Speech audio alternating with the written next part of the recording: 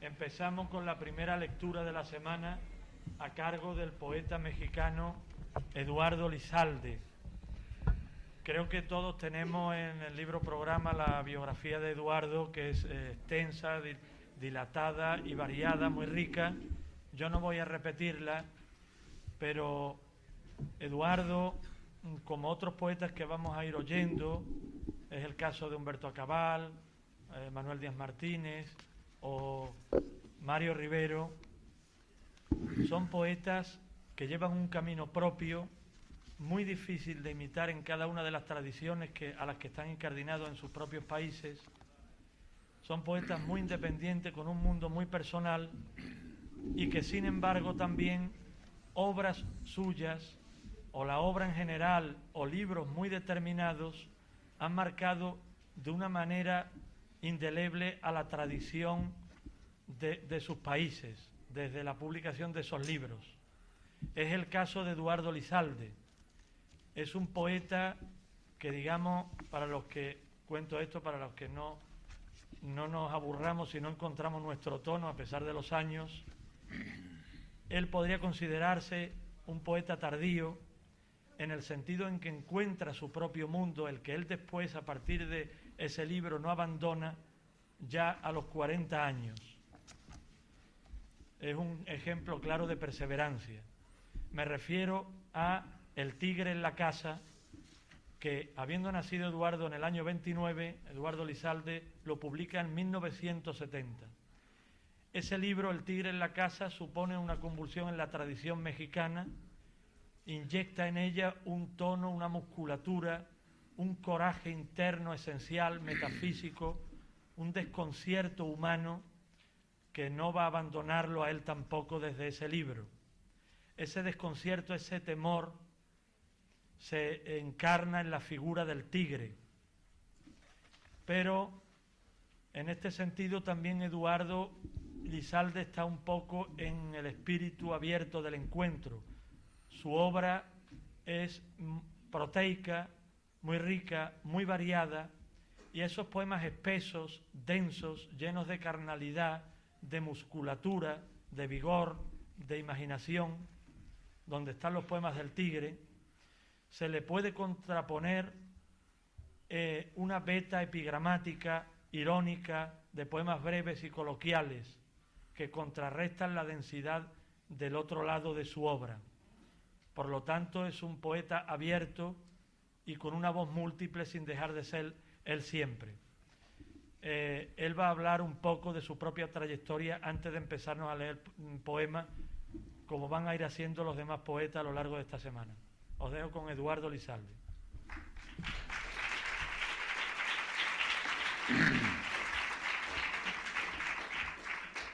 Pues muy bien, muchas gracias por invitarme a este encuentro y gracias a Francisco José Cruz, poeta también y generoso amigo y lector, por invitarme a estas sesiones. Acaba de publicar el Fondo de Cultura Económica en México la tercera edición de mis libros, que al ver reunidos en esta tercera edición aumentada me sorprendieron un poco porque me quedé pensando en que he escrito de mucho más poemas de los que yo planeaba escribir, precisamente en ese periodo de frustración y de no reconocimiento al que generosamente se refiere, elogiando mi libro El tigre en la casa, Francisco José. Se publicó efectivamente en 1970, pero en realidad se escribió muchos años antes y soy poeta de lenta escritura, y revisando las 600 y tantas páginas impresas de este libro, que abarca, tomando una pequeña introducción biográfica que hay en la primera parte de este libro y que titulé Autobiografía de un fracaso, las experiencias juveniles, abarca un periodo de 50 años. Son poemas escritos entre los años 49 y los años 2000.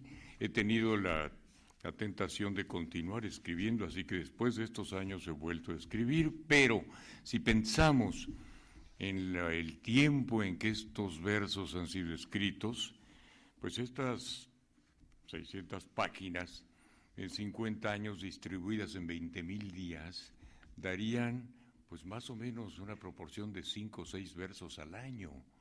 La poesía ocupa muy poco espacio físico, lleva mucho tiempo de elaboración y de trabajo, y por eso mismo, lo decíamos ayer en la entrevista con un atento reportero sevillano y escritor que me veía en el hotel, que la poesía utiliza un lenguaje abstracto, concentrado, de difícil acceso para el público general. Y le recordaba yo ayer que estaba yo muy trastornado del tiempo del vuelo, un viejo epigrama que escribí dedicado a mi amigo Carlos Fuentes y que se encuentra entre estas páginas. La poesía, la prosa es bella, dicen los lectores, la poesía es tediosa. No hay en ella argumento, ni cuadros de la época, ni biografías. Eso quiere decir, dice el epigrama, que los lectores tampoco entienden la prosa. Me refiero a eso porque, en el fondo, la calidad estética de los textos prosaicos, que son mucho más accesibles para el público general, porque claro, presentan personajes, cuentan anécdotas, efectivamente producen cuadros de la época, exponen una cantidad de materiales de diversión y asideros para el público general que no frecuentemente exhibe la poesía, que de todas maneras, esto es lo curioso, es bomba de tiempo en la historia y tiene capacidades de sobrevivencia extraordinarias, a veces por encima pues de producciones narrativas que alcanzan una enorme celebridad en su época. Pensemos, por ejemplo, en los celebérrimos hermanos Goncourt en Francia. Los hermanos Goncourt, se sigue otorgando en Francia el premio Goncourt, que es muy estimado, produjeron una obra narrativa gigantesca. Y alguno de los hermanos Goncourt, esto recordaba el poeta Amado Nervo, decía: ¿seguiremos siendo tan célebres dentro de 1.000.000 de años? Y Nervo se preguntaba: qué locura pensar en que vamos a sobrevivir como escritores 1.000.000 de años, no creo que lo hagamos ni siquiera 50 años más. Y los hermanos Goncourt han desaparecido del interés del público en su conjunto en el mundo y en Francia. En cambio, se distribuyen, leen y se estiman de manera extraordinaria en el mundo y en Francia y en Latinoamérica y en todas partes, poetas que murieron prácticamente inéditos y cuyas obras alcanzaban todavía en la segunda década del siglo XX, no me refiero por supuesto a las más grandes celebridades de la historia, ¿no?, a un Neruda, a un Valerio, a un T.S. Eliot, sino a una gran cantidad de grandes poetas cuyas obras de 1.000, de 500 ejemplares en tirajes sobrevivían 15 o 20 años en los estantes de las librerías sin venderse. Las cosas han cambiado un poco, por supuesto, pero en un continente y una lengua, lo he dicho por ahí también en algún texto y entrevista reciente, donde existen tantos grandes poetas, me refiero naturalmente a Latinoamérica, a México mismo, a España, ya ser llamado poeta debería ser glorioso para cualquier escritor, y mucho más, por supuesto, ser llamado buen poeta. De modo que cuando uno nace en estos contextos literarios, escribir cosas nuevas, cosas originales que puedan celebrar los jefes y los maestros de nuestra generación y la de las anteriores, es cosa muy compleja. Decía muy bien Francisco José que soy poeta tardío. Bueno, lo fui sobre todo en el reconocimiento tardío de mis textos, porque en realidad fui poeta niño. Desde los 12 años empecé a escribir poemas rimados y sonetos frustrados, a imitar a García Lorca, a imitar a Pellicer, a Gorostiza, a Neruda y a todos los poetas que en la lectura juvenil, que fue abundante, se me atravesaban. Encontrar la voz propia, el camino personal, es cosa más larga. En realidad, el primer libro, por eso es el que se incluye, no incluyo, por supuesto, el libro juvenil de los años 20, que considero frustrado por completo. El primer libro que se incluye en estas antologías de Nueva Memoria del Tigre, como se han titulado las 3 ediciones de mis libros, es un poema titulado Cada cosa es Babel, publicado en 1966, tenía yo 30 y tantos, 35 años, pero escrito 5, 6, 7 años antes, y había dormido en los archivos del Fondo de Cultura y de otras editoriales durante los 5 años anteriores, así que es un libro en realidad de los 30 y de los 29 años de edad. El tigre en la casa es en efecto un libro que alcanzó inmediato reconocimiento, se tradujo, se reeditó, se difundió por todas partes y generosos maestros, amigos, algunos de ellos aquí presentes, lo han leído. Y este libro marcó mi trabajo posterior y representó para mí la enorme dificultad de no repetirse, de no enfrentar las mismas, de no acometer las mismas dificultades y temáticas que el libro planteaba. Cuando lo escribí, curiosamente, mi formación era filosófica, me distraje mucho en actividades políticas, leí muchísima novela, intenté ser prosista, he publicado por ahí alguna novela extensa que no ha tenido gran repercusión. Mi problema, cuando redacté El Tigre, uno de esos libros que surgió, como surgen todos los libros, dentro de la conversación, el trabajo y la relación con numerosísimos escritores con los que tuve la fortuna de convivir desde la más temprana juventud. Soy poeta viejo, de manera que cuando tenía 18 años y ya me estaba decidiendo a convertirme en un escritor y me declaraba prácticamente escritor profesional, pues me enfrenté al conocimiento de las grandes celebridades poéticas que presidían a la literatura mexicana en ese periodo y aún a la latinoamericana. Pablo Neruda llegaba en los años 50 a visitar al poeta Enrique González Martínez, que tenía 78 años de edad cuando yo tenía 18, fui amigo de su nieto y lo traté durante los 5 años finales de su vida. Yo sabía de memoria los poemas de Enrique González Martínez, como sabía de memoria los de Antonio Machado, los de Lorca, los de Miguel Hernández, los de los poetas modernistas del periodo anterior, los de Darío, etcétera, etcétera.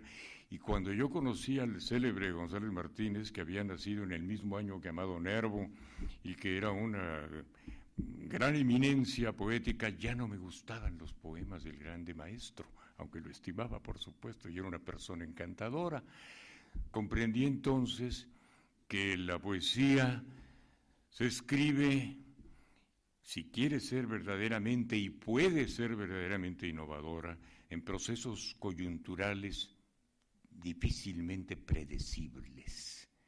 Si el poeta puede ser arrastrado por una corriente incluso nociva para el desarrollo de su trabajo, si se encuentra un ambiente que no está suficientemente al día, si no está en las condiciones sociales y culturales adecuadas para producir un trabajo innovador.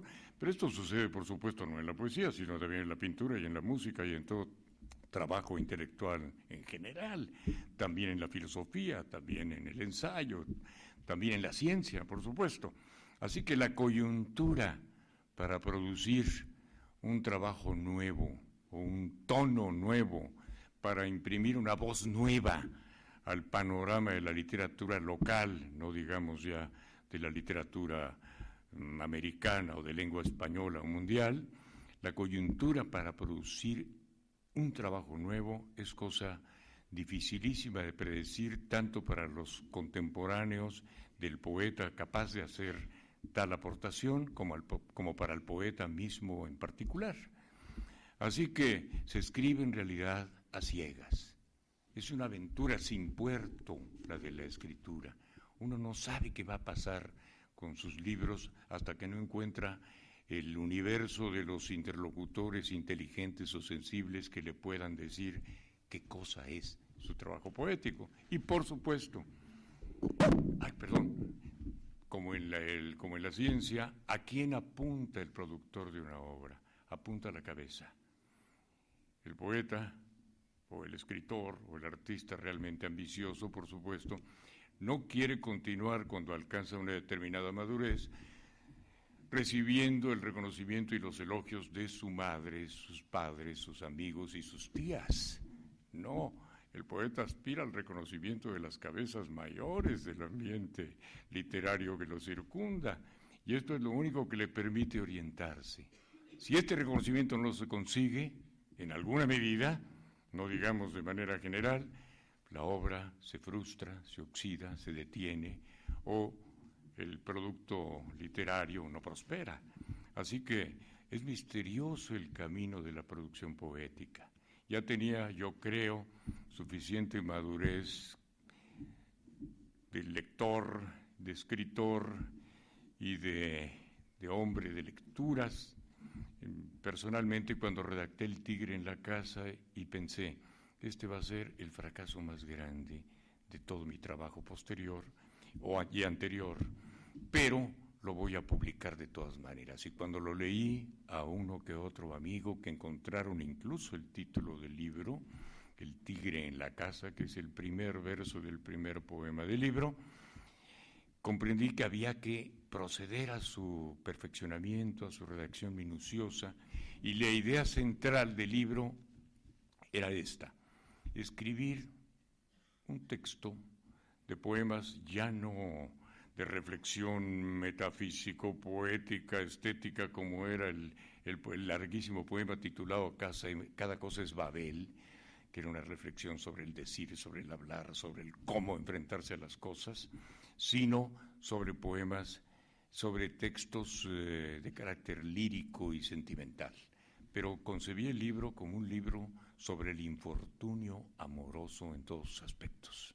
Y me preocupé por no incluir en el texto ningún poema optimista, sino por escribir un libro negro, un libro sobre el infortunio amoroso en todos los aspectos y en todas las comunidades y en todas las sensibilidades, incluso las que eran ajenas a mí. No lo logré, por supuesto, no lo logré, pero lo logré en parte. Naturalmente que todos, y ya en esa edad relativamente madura, de mis 30 y tantos años, todos hemos padecido infortunios, y he dicho siempre, el infortunio ocupa mucho más espacio que la felicidad en la vida de los hombres más felices, y el infortunio es por eso tan tentador y tan atractivo para el público general. Las canciones tristes, las canciones de incluso los boleros populares y las canciones más solicitadas en todos los terrenos de la música tradicional, son las canciones del abandono, del desastre amoroso, de la tristeza. No son los poemas de la victoria amorosa y del triunfo feliz de los amores consumados los que tienen mayor aceptación. Y quizá eso fue lo que produjo la aceptación general del libro, pero sobre todo, creo, conseguí un tono que no se encontraba en el ambiente de la poesía mexicana de ese periodo. Recordaba yo también en la entrevista reciente hecha con el reportero amable la noche pasada, que mi amigo, el poeta Jaime Sabines, desaparecido hace 6, 7 años trágicamente, era un poco mayor que yo, tenía 4 años más, 3 o 4 años más que yo de edad, y que era un poeta extraordinariamente reconocido y popular, lo sigue siendo en México. Cuando leyó mi libro, mi reflexión metafísica sobre el quehacer poético llamado Cada cosa es Babel, me dijo: es un poema bien escrito, también escrito como el poema Muerte sin fin de José Gorostiza, que es un poema muy bien hecho, pero que a mí no me gusta. Así que estás tomando el camino equivocado. Y el poema que acabas de realizar y publicar es ilegible. Claro, Sabines era muy radical, afirmando que el poema Muerte sin fin no era un poema importante, pero bueno, seguimos siendo amigos y publiqué 4 años después El tigre en la casa, que le mandé, como me mandaba él sus libros también, y al recibir El tigre en la casa me dijo: bueno, has dado un pequeño salto de la mediocridad al genio. Esto sí es poesía. Y empezaron a celebrar muchísimos amigos, maestros y escritores de todo género, críticos, el libro que se reeditó y se celebró de tal modo que cuando se hizo una pequeña celebración en una revista de la comunidad de escritores, su director, que era un ingenioso e inteligente autor de teatro mexicano, me dijo: es necesario una nota crítica para este panorama que vamos a dar sobre el tigre en la casa, y no tengo una nota negativa, de modo que la inventé, la firmé con un seudónimo y publiqué una crítica violenta contra el texto del tigre en la casa. Y muchos otros amigos me defendieron del supuesto personaje que atacaba el tigre en la casa, así que fue un libro afortunado y curioso. Había yo recibido esa lección de un contemporáneo mío, poeta peruano y narrador, Manuel Escorza, que acostumbraba, para promover sus obras, inventar agudas, agresivas, violentas y vitriólicas críticas contra sus poemas en la prensa, para tener oportunidad naturalmente de defenderse al día siguiente. No llegué a tanto, pero esa crónica curiosamente me sirvió para tener que aclarar a algún amigo cercano, por ejemplo el poeta Efraín Huerta, que me defendió por escrito, un contemporáneo de Octavio Paz, tomar el teléfono y decirle: no continúes atacando al personaje Ríos, que firmó esa nota, porque soy yo, es una nota falsa. Entonces el libro fue en realidad afortunado, y como me han sugerido aquí algunos amigos presentes, me veo obligado a leer algunos poemas de ese libro inicial, El tigre en la casa, que se ha republicado muchísimas veces. Se publicó en 1970, efectivamente, y se ha reeditado en muchas otras ocasiones. El epígrafe del libro, ese libro negro, decía yo: todos hemos padecido infortunios, y yo había padecido algunos, por supuesto, pero no solo he padecido infortunios, no es un libro autobiográfico, pero había mucho de personal y mucho de experiencia madura en la redacción de estos poemas violentos. El epígrafe del libro indicaba ya el tono oscuro de toda la serie, porque el libro se inicia con un epitafio, no termina. El epitafio dice esto: solo dos cosas quiero, amigos: una, morir, y dos, que nadie me recuerde sino por todo aquello que olvidé. Y el primer texto que han publicado en esta antología de mi presentación en estas sesiones, Retrato hablado de la fiera, es el que se titula precisamente El tigre, que dice: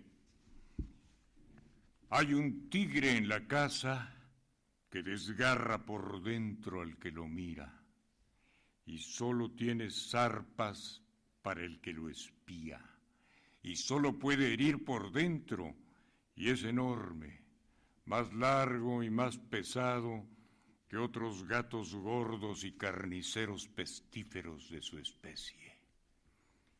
Y pierde la cabeza con facilidad, huele la sangre aún a través del vidrio, percibe el miedo desde la cocina y a pesar de las puertas más robustas.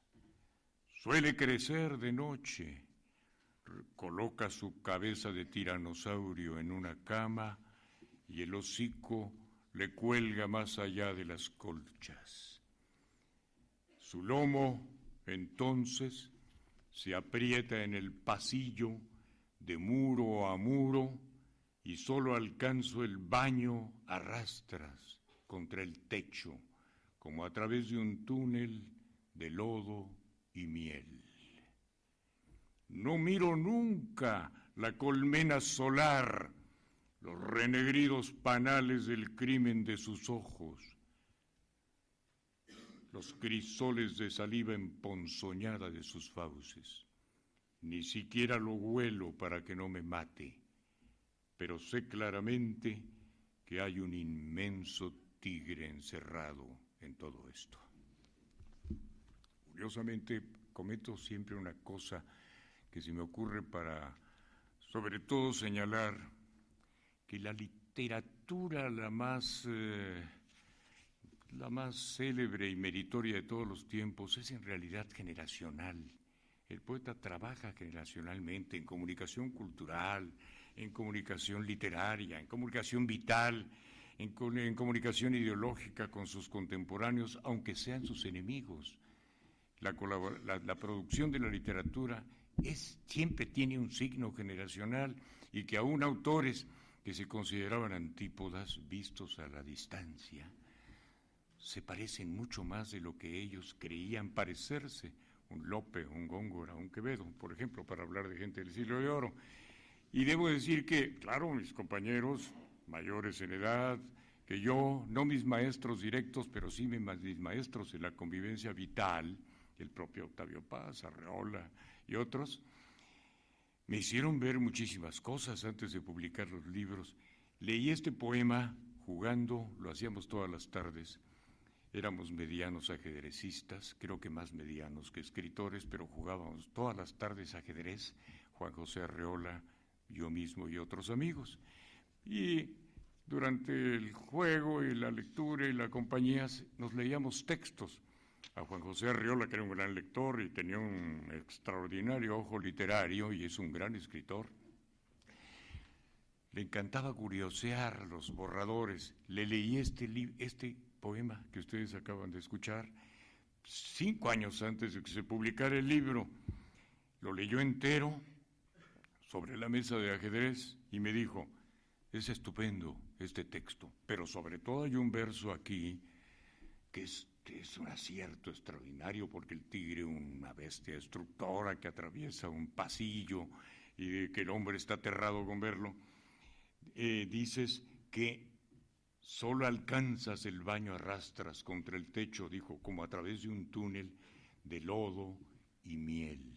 Es magnífico esto, el lodo y la miel, la miseria y la belleza, la dulzura.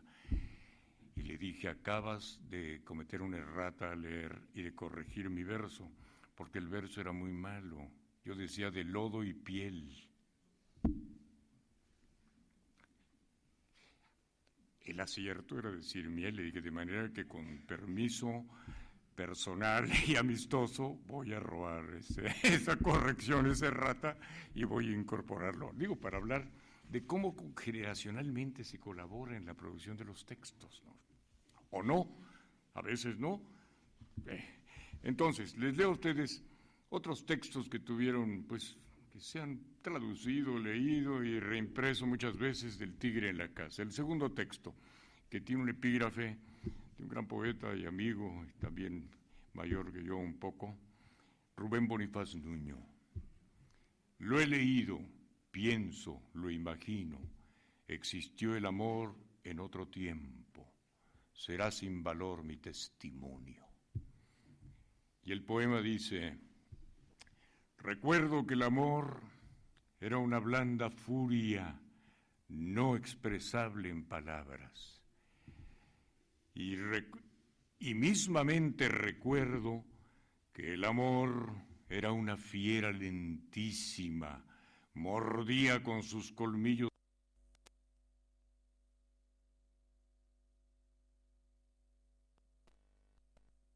Eso sí lo recuerdo. Rey de las fieras, jauría de flores carnívoras, ramo de tigres, era el amor, según recuerdo. Recuerdo muy bien que los perros se asustaban de verme, que se erizaban de amor todas las perras, de solo otear la aureola, oler el brillo de mi amor, como si lo estuviera viendo. Lo recuerdo casi de memoria. Los muebles de madera florecían al roce de mi mano, me seguían como falderos, grandes y magros ríos, y los árboles, aun no siendo frutales, daban por dentro resentidos frutos amargos. Recuerdo muy bien todo eso, amada, ahora que las abejas se derrumban a mi alrededor con el buche cargado de excremento.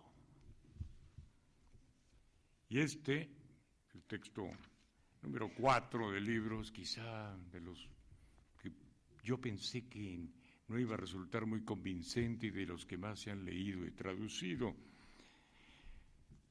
Que tanto y tanto amor se pudra, oh dioses, que se pierda tanto increíble amor, que nada quede, amigos, de esos mares de amor, de esas verduras pobres de las eras que las vacas devoran, lamiendo el otro lado del césped, lanzando a nuestros pastos las manadas de hidras y langostas de sus lenguas calientes, como si el verde pasto celestial, el mismo océano, salado como arenque, hirvieran, que tanto y tanto amor y tanto vuelo entre unos cuerpos al abordaje apenas de su lecho se desplome.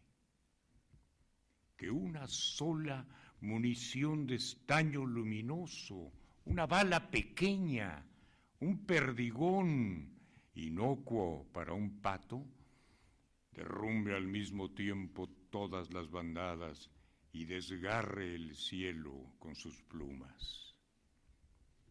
Que el oro mismo estalle sin motivo, que un amor capaz de convertir al sapo en rosa se destroce.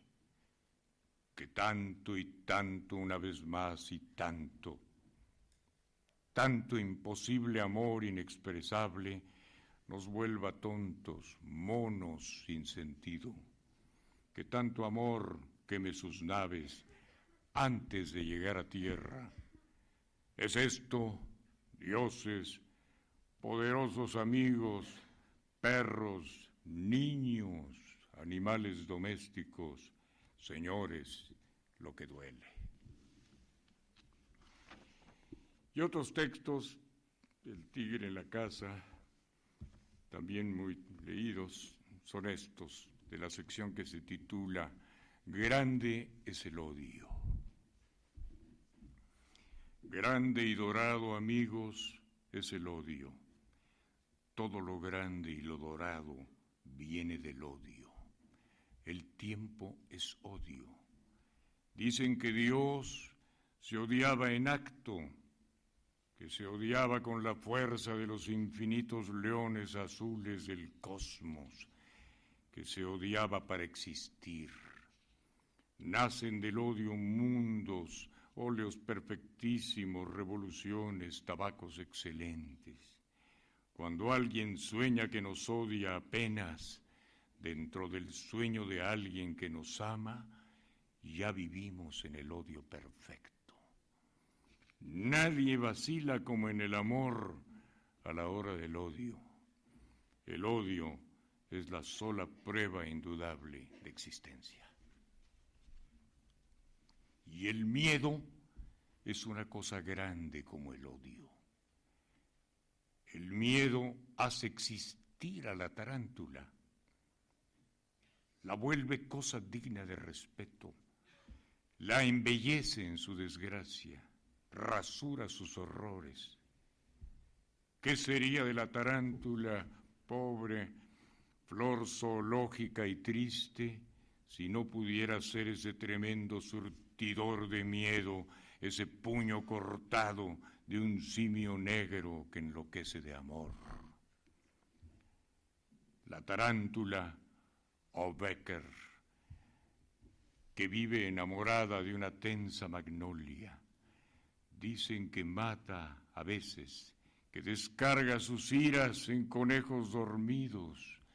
Es cierto, pero muerde y descarga sus tinturas internas contra otro porque no alcanza a morder sus propios miembros y le parece que el cuerpo del que pasa, el que amaría si lo supiera, es el suyo. Y bueno, es muy grande la sección, hay muchos textos sobre el tema, hay algunas referencias irónicas en el interior de los textos a poetas y lecturas, a Becker con alguna frecuencia, por supuesto, como en este texto que precisamente escribí bajo otro epígrafe del propio Becker, sobre el que nos ha dado el maestro Ferrari una tan espléndida conferencia en la mañana. El epígrafe es este: oh, si las flores duermen, qué dulcísimo sueño, Becker. Y dice Becker naturalmente. El texto es una glosa del tema de la muerte de Desdémona, de Otelo, a manos del Moro, enfurecido de celos. Por eso se titula Pobre Desdémona. Y dice: la espalda de esta luz son esos sueños tuyos, amada, que duelen al soñarse y que hacen florecer las prímulas y azares en tus flancos. Y caen del lecho moras de grueso jugo cuando sueñas, y zarzarrosas crecen bajo el cojín de pluma, y tiernos gansos pican bajo el tálamo hierbas prodigiosas del sueño enternecido. Despiertas luego, me miras, descubres en mis ojos la muerte, ves en mi mano flores arrancadas al sueño que soñabas y se deshacen lentas como el mundo del sueño que pasa a la vigilia, como el flotante polen del jardín distraído hacia los muladares. Los pelos de la burra en esta mano que ha de cortar tu vida. Vuelve a dormir, te digo, en un dormir sin sueño y sin campánulas. Las flores se diluyen plenamente, vuelven a ser remate de las telas. Los gansos vuelan torpes hacia el azul del techo. Las moras son tranquilas manchas de sangre remolida que el tigre deja ahora al balancear su hocico. Y ya no existe el sueño. Habrías, estoy íntimamente persuadido, abjurado de la filosofía tomista y ostentado tu carnet del Partido Comunista antes oculto. Y hubieras creado en Auschwitz una suntuosa cámara de gases con otra cruz en medio para autoejecutarte y autocrucificarte solo frente al mundo con tu estrella infamante de judío colgada al cuello. ¡Qué reprise del Gólgota, Dios mío! ¡Qué colofón al Nuevo Testamento! Solo es un bello sueño, pero de buena gana yo habría puesto el puño y el pulgar hacia abajo en tu presencia, porque aún no existiendo, eres el verdadero responsable. Y exactamente por eso, creo que lo dijo algún ruso, porque tú has cometido la vileza espantosa de no existir, todo está permitido. Pues no excomulgaron al obispo, y a mí no podrían excomulgarme porque no he sido católico nunca, de manera que no había ningún riesgo en el caso de mi excomunión. Leo de este mismo libro, La zorra enferma, este texto que también ha sido muchas veces publicado, algunas veces para mi gloria, sin mi nombre. Ha circulado y leído de pronto, ha sido leído de pronto en homenaje a alguna estrella de cine desaparecida, como la señora María Félix, por ejemplo, por algún locutor, sin siquiera darme crédito. El texto tuvo mucho éxito y se ha publicado y leído muchas veces. Como digo, eran de los rescoldos del tigre en la casa. Se titula Bellísima. Y el epígrafe, inevitable también, es de un intento de traducción de esa entrada famosa de la elegía, de una elegía de Rilke que todo el mundo conoce, que dice el texto de Rilke: y si uno de esos ángeles me estrechara de pronto sobre su corazón, yo sucumbiría ahogado por su existencia más poderosa. Rilke, la elegía. Y el texto, bellísima, dice: óigame usted, bellísima, no soporto su amor. Míreme, observe de qué modo su amor daña y destruye.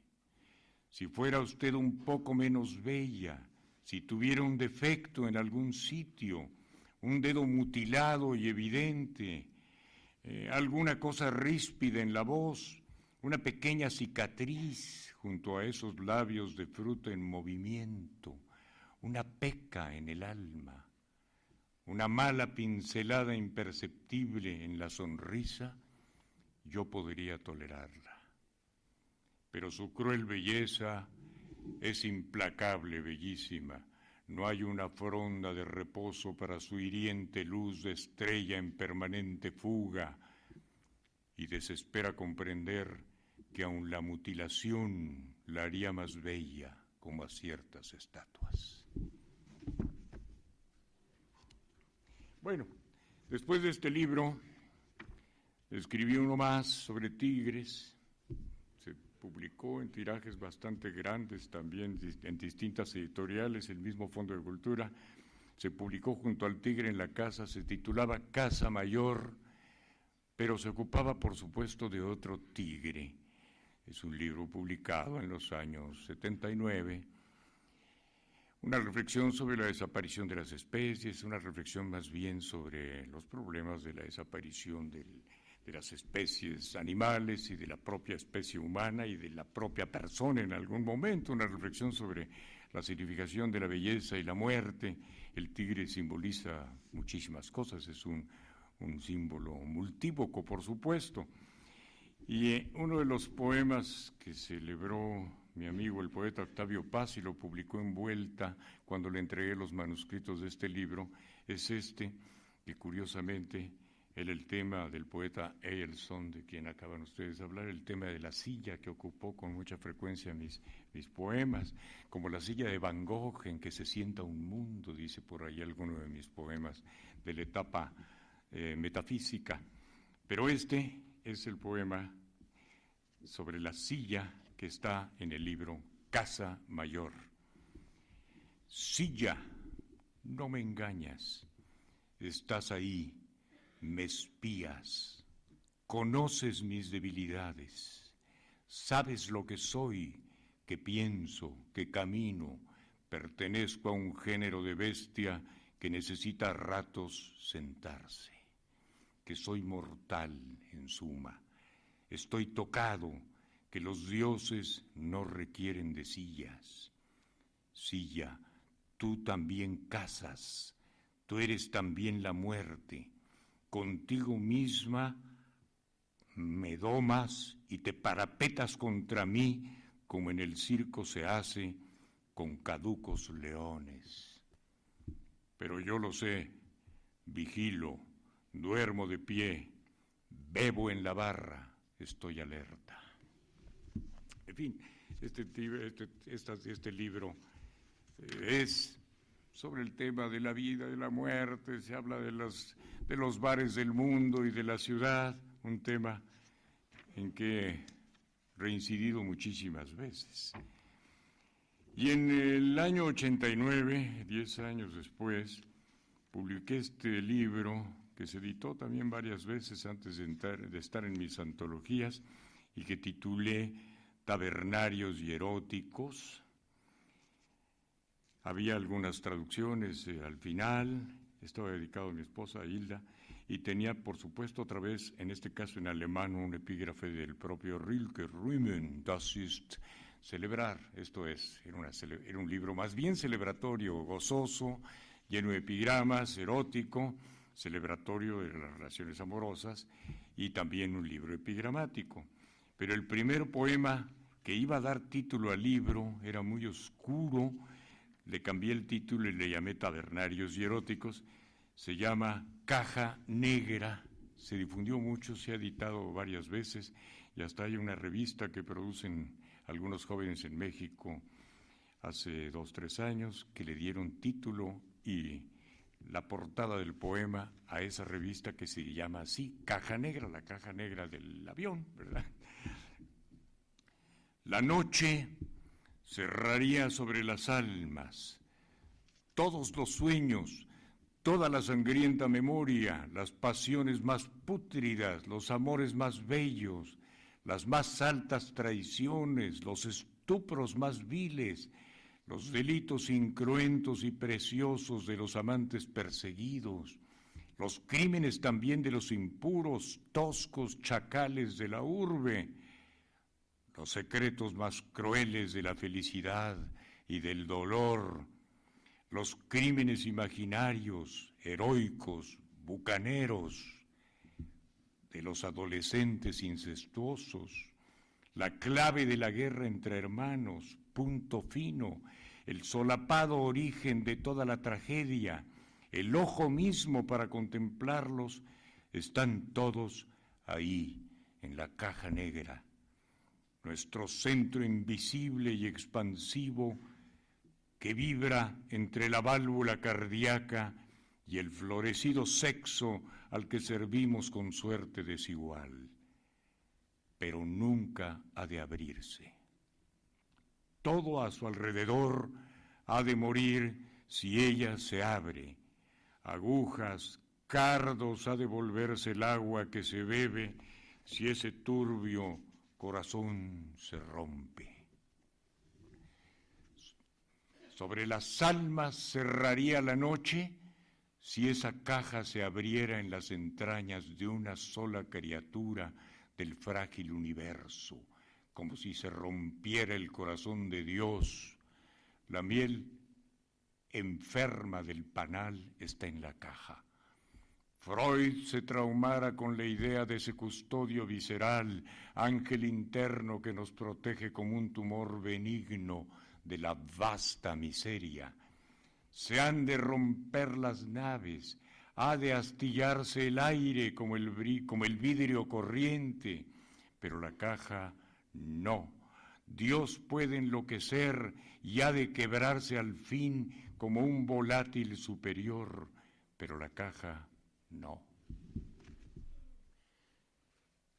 Bueno, y con las tentaciones de escribir textos sobre temas filosóficos he incurrido en ellos. También he publicado varios artículos y largos textos sobre temas literarios, filosóficos. A veces tiende el poeta a reducirlos mejor a la expresión de un pequeño epigrama o de un poema reducido, reflexionando entonces a veces sobre este asunto. He escrito textos que aluden a los textos platónicos, a la filosofía griega, a la de Kant y a otras. Y eso hace pensar también que, claro, el lector de poemas en general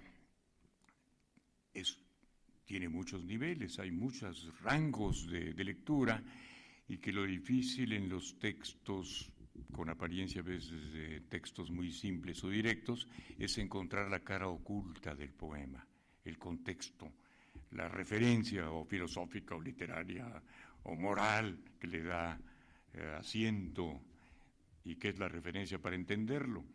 Y es una reflexión sobre un texto platónico, naturalmente, que se titula Socráticos y aberrantes.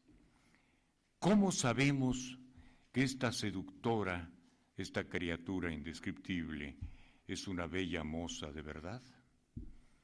Un ejemplar genuino de perfecta, de única hermosura, si no sabemos qué es lo bello en general. ¿No es el saber hipias gracioso el que permite con certeza y hielo descubrir la carnosa incierta luz de tal ternura? Un tenso muslo, un pecho que levanta una dulce entrepierna, esta grupa apretada el arca de este cuerpo, un rostro que deslumbra. Es el feliz dolor que ellos producen sin saberlo en fibras, vísceras ocultas, líquidos de adánica inocencia. El universo es hueco, está vacío, no existen los modelos superiores, hipias, solo existe esta verdad o aquella. Un alumno me preguntaba un día, bueno, pero ¿cómo es eso de los valores superiores? Le digo, señores, hay que leer alguno de los diálogos de Platón para saber que Platón hablaba que en el topos uranos existían todos los modelos universales de la belleza, de la justicia, del derecho, del amor, o suponía que esto podía existir. Ficciones, por supuesto, geniales, pero ficciones de los grandes filósofos. Entonces, es un libro, como digo, también violento, pero celebratorio, el de tabernarios y eróticos, y no puedo, por supuesto, pues extenderme demasiado en esta lectura porque terminaríamos aquí a las 11 de la noche, pero sí quisiera leer algunos de estos textos escritos después de un viaje a Sevilla, precisamente, y leídos en algún homenaje por primera vez en Sevilla que hicimos al poeta Rafael Alberti en 1990, y que algunos amigos generosos y sevillanos han publicado y leído, como el propio poeta Francisco José Cruz, el que se titula, en primer término, Catedral de Sevilla.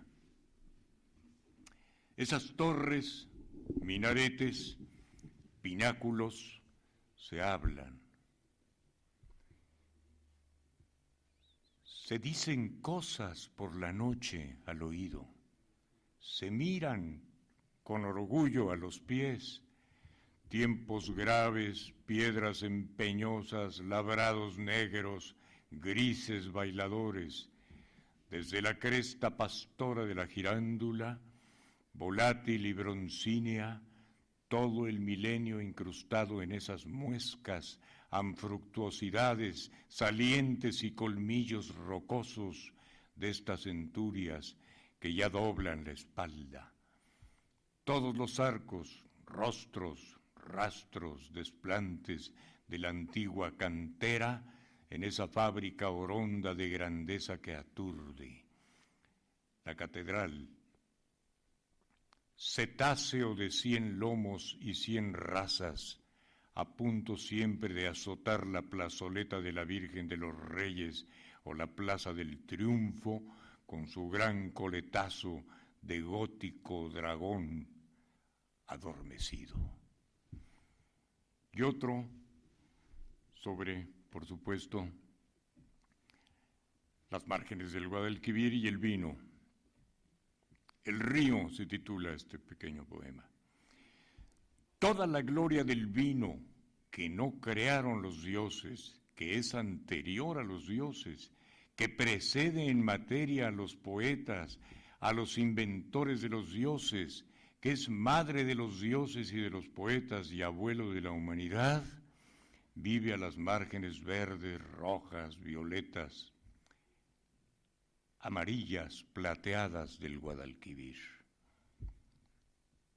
Contra el decir del gran libro, no fue creada la vid al día tercero junto a tantas inocuas hermanastras vegetales. Se le ocurrió al creador, contrasentido es su derecho, articular ese portento tras tomarse unos tintos. Y Sevilla, el laberinto.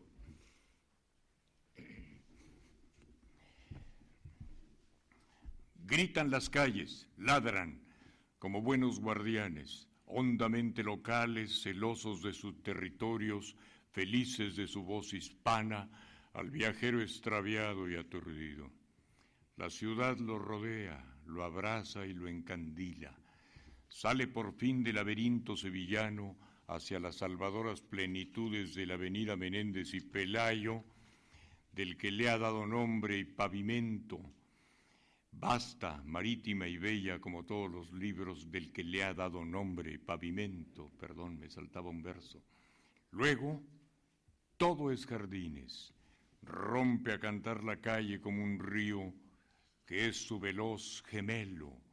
Corre el Guadalquivir hacia esas torres, la del oro en el medio, que envuelve los veleros con un canto, que sopla del lejano mar profundo, como el aliento de ese toro gigantesco. Se acercan a las mesas los cantores viandantes, unos tedescos mendigos que visten como duques, entonan mal y hermoso aires comunes y graciosos. Me distraigo y lanzo al río inocente una botella de gran reserva e guía. Versiamo un po' di vino nell'acqua del Tamigi, pero ya llega un Falstaff andaluz cuando reacciono con otro tinto igual hacia mi mesa. Bueno, he escrito muchos textos sobre estos temas, tanto sevillanos como españoles. Algunos de los que me gustan son estos. Este es un epigrama violento de una aventura ocurrida en Granada, en el mercado. Se titula Lance Bohemio y dice: una bruja gitana me maldice en su jerga porque no dejo que me lea la mano. En una calle de la antigua Granada percibe en mí algún aire desertor de agareno, de cíngaro converso, de torero en declive, y vuelve a maldecirme en voz muy torva, trazando al aire signos de enconada belleza. Sin comprender su arcaico rumánico andaluz, su alentejano granadino, yo le miento la madre en mexicano Castilla con miedo, para exorcizarla, para minorar los inminentes daños de esas maldiciones que, si vienen de un alma poderosa, miserable y perversa, son, decía Rigoletto, irreparables. Y estos que son sobre la atalaya mayor, Dunque quelum considerat observatue, el cielo, el observatorio de don Alfonso el Sabio. Desde este lado mirador, de pie sobre estas mismas losas, en Segovia, claro, de pie sobre estas mismas losas segovianas, contemplaba el sabio rey los cuerpos siderales de nerviosa pelambre y extenso vellocino, y sus libros nocturnos, exactos, insondables, segadores, trazaba y escribía, los astronómicos y los de las cedrés. Y contra los ingenuos maliciosos de lengua aún en mantillas, firmes tenía los pies sobre la tierra, por la gracia de Dios, rey de Castilla, de Toledo y de León, de Galicia y de Córdoba, de Murcia, de Algarve y de Jaén, todo lo que alcanzaba con la vista,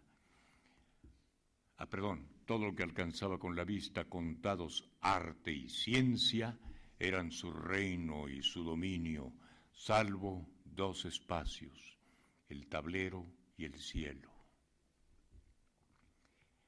Por eso, en altas noches de tortura en vela, jugaba a los escaques contra su creador, guerra perdida, moviendo astros, cometas y constelaciones sobre el piélago insomne. Bien, pues les leo, solo para concluir, dos textos, si no nos vamos a extender demasiado. Publiqué un pequeño libro también que luego me condujo a traducir todo el ciclo de los poemas franceses de Rilke sobre la rosa, que me costó un tiempo largo de trabajo y que está incluido en esta antología, por cierto. Pero eso me condujo porque yo traté de producir unos poemas apócrifos rilkeanos sobre la rosa y no logré, naturalmente. No me daba el contexto de mi tiempo para entrar en la atmósfera romántico-metafísica de Rilke, y surgió un libro personal distinto sobre la rosa que me llevó a reflexionar sobre el tema de la infinitud de las palabras y de los objetos más míseros y más fatigados por la poesía. ¿Sobre qué cosa no se ha escrito más que sobre la rosa, por ejemplo? ¿Cómo es posible escribir un nuevo poema sobre la rosa? Y uno de ellos dice: la rosa es como un león recién nacido. Volví a los tigres inevitablemente y a los leones. La rosa es como un león recién nacido. Melena blanda, garras. Perdón, estoy leyendo muy mal, hombre, leí mal, repito. La rosa es como un león recién nacido. Melena blanda, garras, fauces infantiles. Pero es menos inocua de lo que parece. Detesta a los poetas que han cantado su irracional belleza y su candor clorofílico, y es criminal impune por su raza inocente. Jurídica disculpa inobjetable de sus copiosos delitos es su perfecta y natural anencefalia.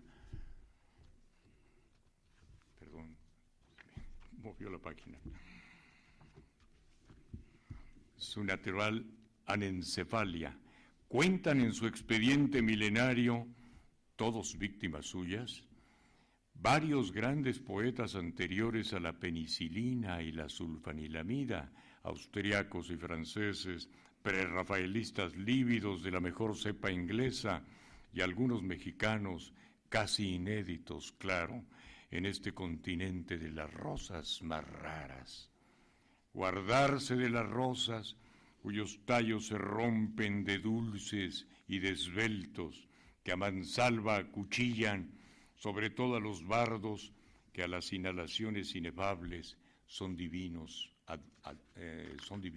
adictos. En fin, es largo el texto de las rosas, pero voy a leerles a ustedes para terminar algunos de los poemas que no estaban incluidos en las antologías anteriores y que escribí con motivo de nuestra última visita a Nueva York, la penúltima visita a Nueva York en el año 1998, por supuesto, 5 años antes de la caída de las torres, y que se me ocurrió pensando en los grandes arquitectos de esa urbe misteriosa, fantástica, fascinante que es Nueva York, y de los autores de algunos de esas estructuras descomunales a los que se rendía homenaje en este poema y, por supuesto, cuyas obras han desaparecido en parte con la desaparición de las torres, y lo titulé Nueva York sin poeta. Ha habido y han trotado, han muerto de borrachos, se han enriquecido y engallado, se han corrompido con todo su derecho, han trepado al Empire como King Kong, se han cubierto de gloria, muerto de hambre y vivido y embriagado en Nueva York muchos poetas, y lo siguen haciendo, seulement pour le plaisir, pero no hubo más de Nueva York poeta que Walt Whitman. Donde ponía la planta nacía hierba, hojas de hierba, que en ígnea turbulencia hizo erupción allí y creció al amparo de su Paumanok, la grande isla vecina como tierno marrajo, tendida junto a su Manhattan incipiente, que también fue asiento de una tribu y hoy de todas las tribus. Poetas en, no de la gran manzana, los hubo siempre. Así fueran los Lorca, los Pound, los Dylan Thomas, los Lowell y los Williams, pero solo pasaron por allí, por esa sobrecogedora y radiante montaña trismegista que es su propio viviente, malviviente, titánico poema, a cuyas pirámides de hierro, de piedra o de cristal parecen solo minúsculos ensayos, maquetas milagrosas, las de Teotihuacán o las de Monte Albán, aun las de Keops la enorme y sus hermanas milenarias. Nada hay más que escribir sobre el perfecto mastodonte, solo hay que admirarlo, palparlo y caminarlo. Ya el poema está escrito. y sus poetas son Frank Lloyd Wright, Mies van der Rohe, Philip Johnson, Revlin, Van Allen, Le Corbusier, Hardenberg, Harrison, Odingwick, Warren, McVean, y un batallón de anónimos artífices o simples aparejadores, siempre en estado de gracia escandaloso. Ya los mismos graffiti de rabia antigua y popular, no importa de qué raza, que adornan muros o viajeros lomos y costados del subway citadino, son imperecedera parte y tropo indispensable del poema. Poema escrito en Nueva York en noviembre de 1998. Pues muchas gracias.